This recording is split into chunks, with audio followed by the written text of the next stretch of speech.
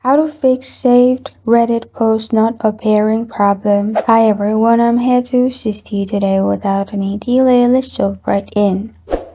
First, open Reddit on your device. Click on your profile at the bottom right corner of your screen.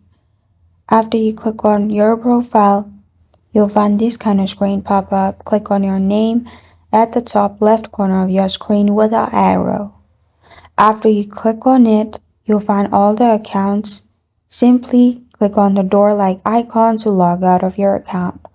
After you log out, log back in, see if it fixes. Another thing which you can do is open Play Store and search Reddit.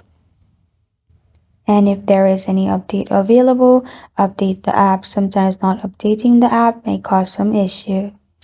And this is how to fix saved Reddit post not appearing problem. Thank you for joining me today. If this video helps you out, please leave a like and subscribe for more. Got a question or want to suggest a topic? Comment below. Thank you for watching.